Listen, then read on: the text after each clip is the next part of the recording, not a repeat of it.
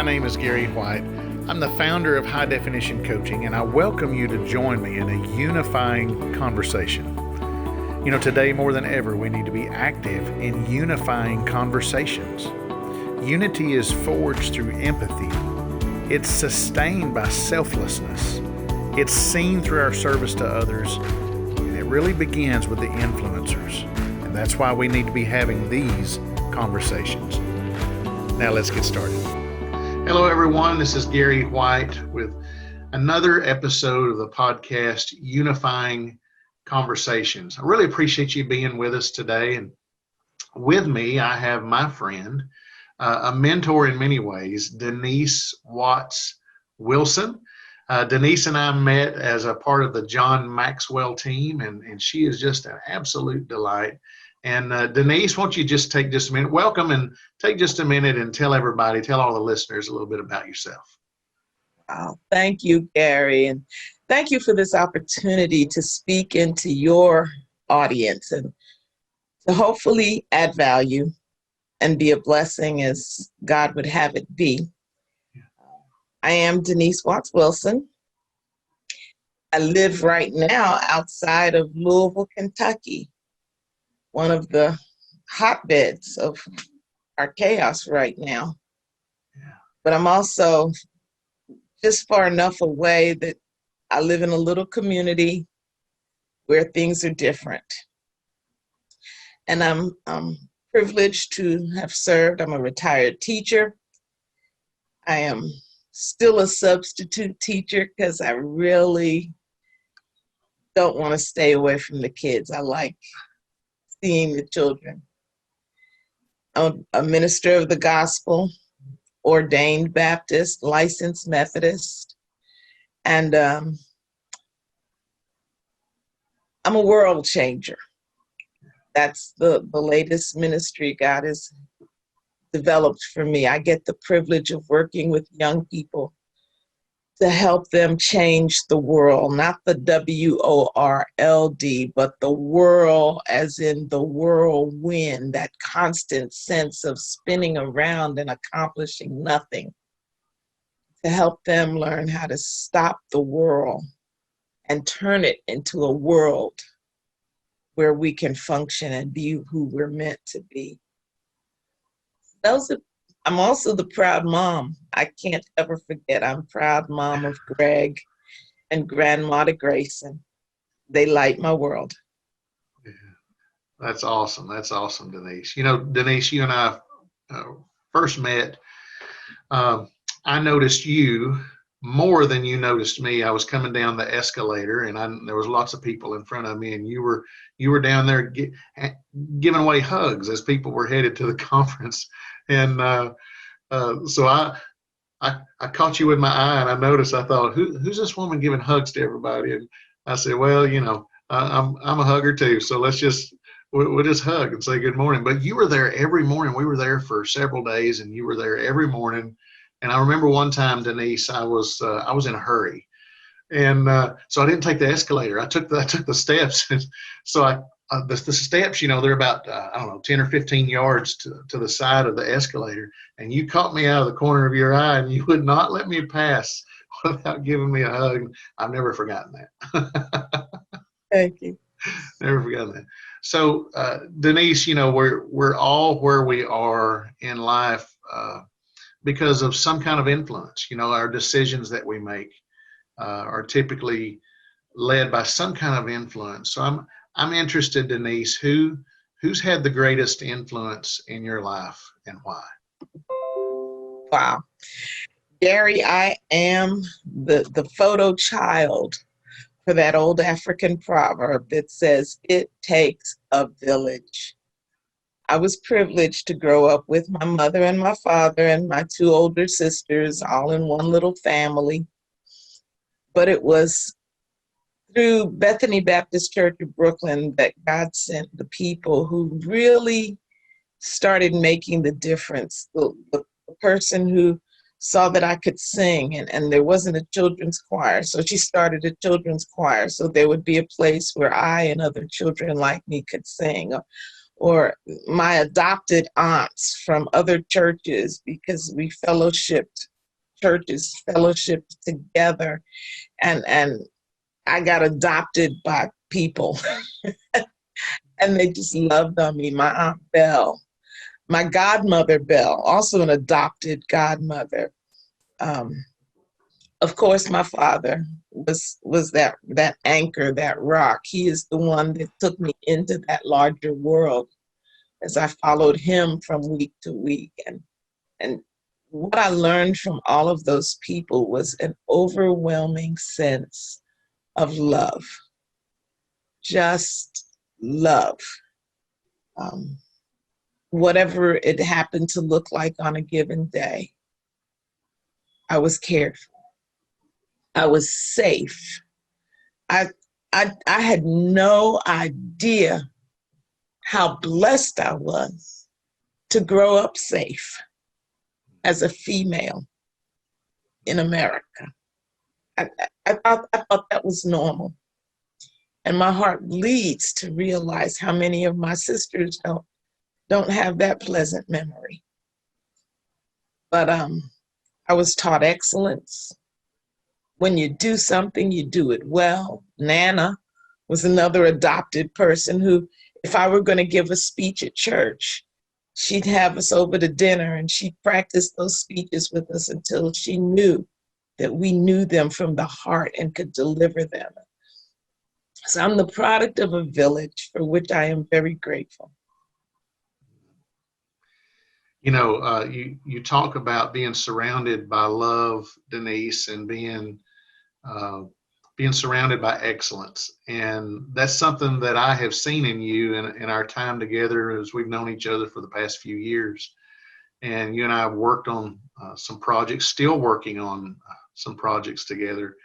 And excellence is, I want to say that's probably your middle name is excellence, and I love that because you're always raising the bar. You're always looking at how that bar can be raised even more. And then the other thing, you know, with love, that really shines through you, Denise. And you're someone who's extremely approachable. Uh, and you and I have had some very very personal conversations on the phone, and where you've asked, you know, Gary, how can I help you, and how can I pray for you, and so you've always been a huge part of my life over the past few years, and I don't know if I've told you that, but you know what? I'm telling you now. I'm telling you now how much you mean to me, Denise, and Well, thank you, Gary, and the same to you.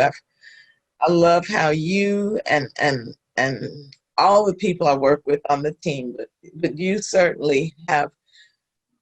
We are family. yeah, And in this season where, as a world, we seem to have lost track of our familyness as human beings, it matters so much to have you and other members of the team in my life where, in our way, we are world changers. We're stopping the whirlwind of confusion and hatred because we walk in a unifying love and we are there for each other. yeah, It matters so much. So thank you. yeah. Uh, you know, Denise, with everything that's you talked about the chaos in our world. It's hurtful, and you know, Denise, I, uh,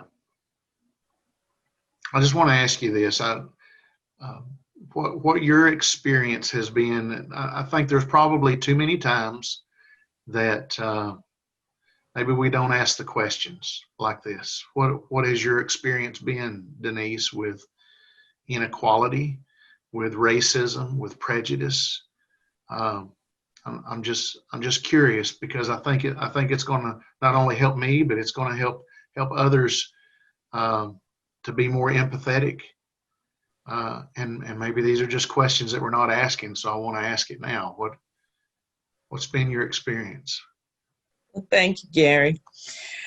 I kind of chuckle because my first realization that people can make a wrong assessment of another person based on skin color was when I was 10 years old in the 5th grade.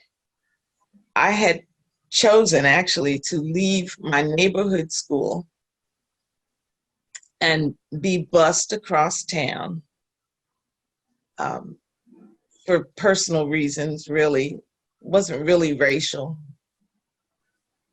But in that school, once you rose up the ranks and got into the advanced classes, there would be 4 or 5 Black students and 25 or so white students. Well, it just so happened the school I went to was in a Jewish neighborhood. And so third and fourth grade, all the white students were Jewish. And so in 5th grade, we had a Jewish holiday, which normally meant there would only be Black kids in my class because all the white kids were Jewish. And on the first Jewish holiday, there was a white girl came to class. And I looked at her and I said, "What are you doing here?" She said, "What do you mean?" I said, "It's a Jewish holiday. What are you doing here?" She said, "I'm not Jewish." Oh. And that was my first awareness that you can't judge the book by the cover. Oh. It wasn't a bad thing, but it was a real thing. And it made me know in my little 10-year-old mind that, okay, you can't assume. In my own life, you know, I'm the one who gets those comments. I call them backwards comments, where people will say, "Wow, you are so articulate," as if they are surprised that a Black person can be articulate. Or recently, I'm involved in prison ministry, and on occasion, I've been able to allow a released prisoner to come and stay in my house until they could get on their feet. And I had one who was living here, and she was going to a local church, happened to be a white church. I was going to a church in another county because I was the minister of music. Well, it was also a white church, predominantly. But it just made more sense for her to try to go to church in the community, have that support system. Well, one day they came to pick her up on the bus for Sunday school. It was actually a week early. She didn't need a ride that week. And the bus driver, who has known me for a couple of decades, says, oh, he sees me coming out of the house, and he says, "Oh, do you live here with her?" And I said, "Actually, she lives here with me," because I knew what he was saying. And he looked at me, and he looked at the house, and he looked back at me, and he said, "This is your house?" And I said, "Look at the subtlety." It was easier for him to believe that a recently released, drug-addicted white woman owned the house than that I, a retired teacher, ordained minister, who happened to be Black, owned the house. And so there have been those kinds of things, the sense where people are simply surprised because as a person not the same shade as they, I happen to have accomplished some things. And I think sometimes it does show in tangible ways. There are times when I'm doing a project or presenting a business opportunity, and it just never seems to occur to people to receive my services, even though they're being offered. So you get a little of that. You know, so I've got to ask you this. Denise, because there have been some things that you and I have talked about before, and then some of these are new to me. Some of these stories that you're sharing now, and I hear you. And if you had not told me those things, I would never have seen evidence in your disposition and how you interact with people, how you lead out. You and I are working on projects together, and many times you're leading out, and let's take the hill. I would never have known that you have taken hits, because you don't it doesn't show up in you. And so I want to ask you, because I think this is helpful not only for me, but I think it's helpful for all the listeners, is when I see you and I hear these stories, there's a word that comes to my mind, which is resilience. And Denise, resilience is something that I believe everyone longs for. And so I just got to ask you that question. I just got to ask you, what's the secret, Denise, to your resilience? Because I need it, and others need it, and you have it. Wow. Thanks, Gary.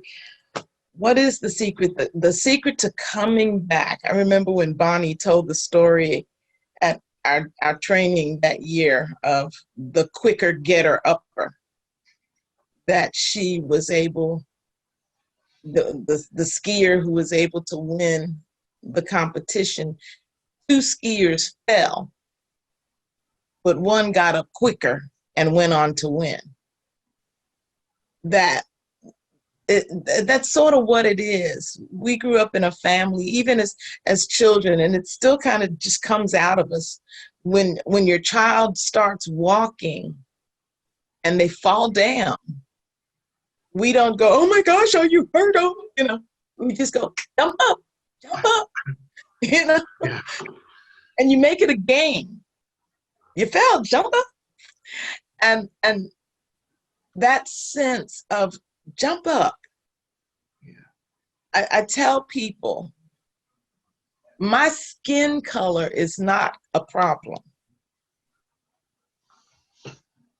I refuse to believe that I cannot accomplish because of my skin color. Because if that is the problem, I will never make it. I'm not changing this. I like this.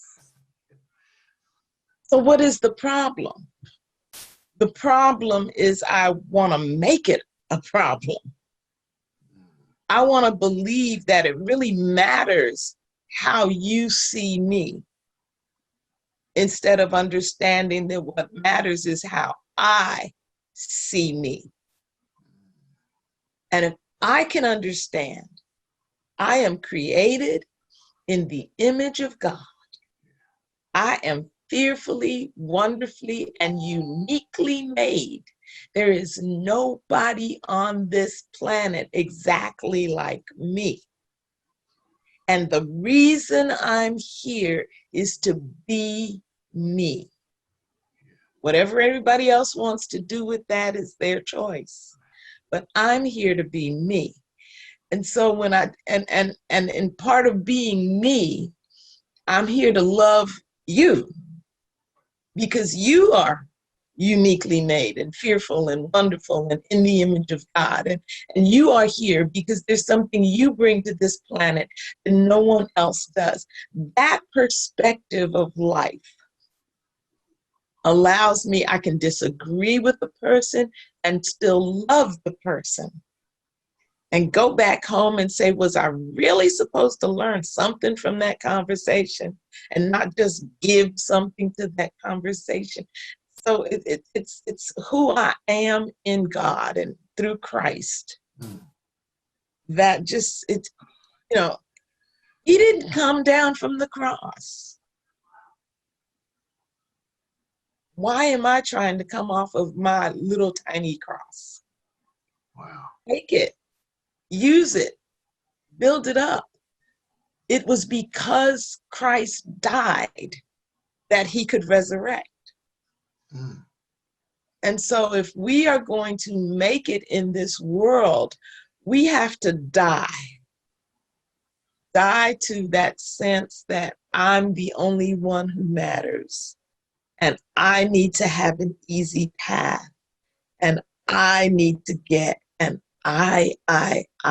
We have to die to that mentality and live like Jesus lived as a servant who genuinely loved everyone he met, even when he had harsh words for them. So if there's a secret, that's it. Wow. Yeah. Wow. Denise, another question that I had that you may have answered it, but I'm going to put it out there because if you've got more, I want to hear it. And the other question was, if we're to bring unity in our communities, how would that need to happen? Wow. I like what Miles McPherson says in his recently released book, The Third Option. Every one of us has an inside group. In fact, every one of us has a limitless number of inside groups. And so right now in this conversation, I'm a female, you're a male. I'm in the girl group, you're in the guy group. I understand girls probably better than you do. And you understand guys better than I do. But if we take that and say, okay, so that's a difference. But then we're also part of the John Maxwell team. And we understand the John Maxwell team better than anybody out there that's not a part of it. Right. So when we come together first seeing we are John Maxwell team members. And then in that, we celebrate, we rejoice, we bond, we build, and we explore those differences together. Yeah. Same thing with race. Being Black, I understand some things about Black people, and especially how different Black people are from each other. Whereas because I'm not white, I might have this tendency to think, well, white people do this. And so instead of staying there, when we meet someone at an outside point, we need to find our inside points. We need to focus first, not on how we're different, but why we are the same. And if we're in the same space at the same time, if there's no other commonality, it is that we're in the same space. Yeah. So why are we both here? What's this unifying event or experience? How do we build through that and bridge to the things that are different and find out how different are they really? You've got a spouse and family. I have a spouse, had a spouse and family, and we had the same goals. You wanted your kids to grow up and be healthy and productive and caring people, and I wanted mine to grow up healthy and productive and caring. So we start with that commonality. And we find out, what is it that you think you need that you don't have, or that I think I need that I don't have? And how can we bridge that gap so that you don't feel like I'm taking from your ability to provide, and I don't feel like you're taking from my ability to provide. Rather, we realize, if we do this together, we can both provide.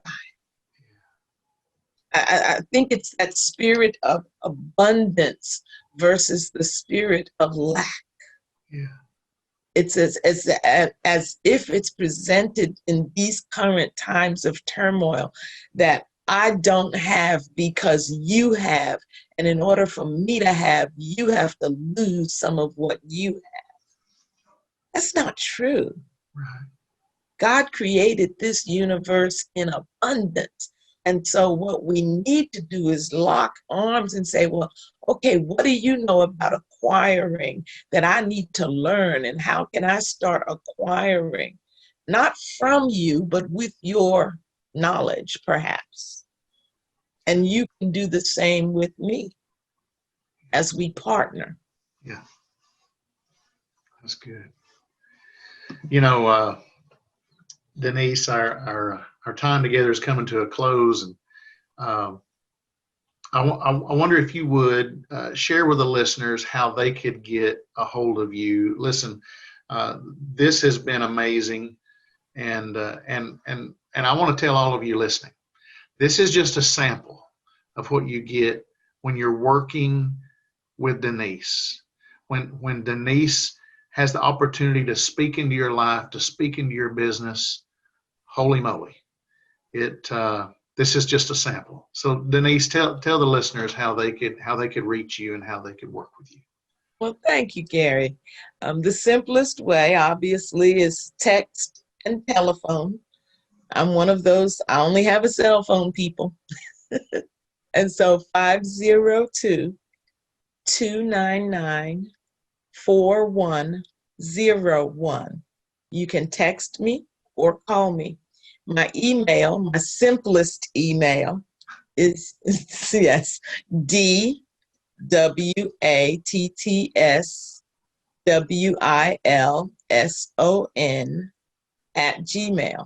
So it's my first initial, my last name without the hyphen, @gmail.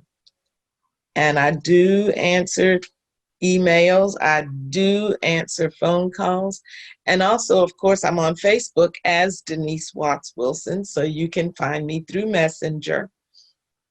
And I am always delighted to make new friends and reach out to new people so we can grow together.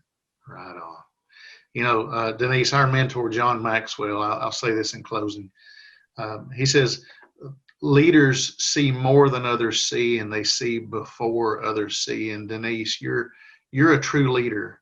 And I just want you to know that I would follow you anywhere. And you are a world changer. And I'm excited to follow your lead. I'm excited to walk beside you.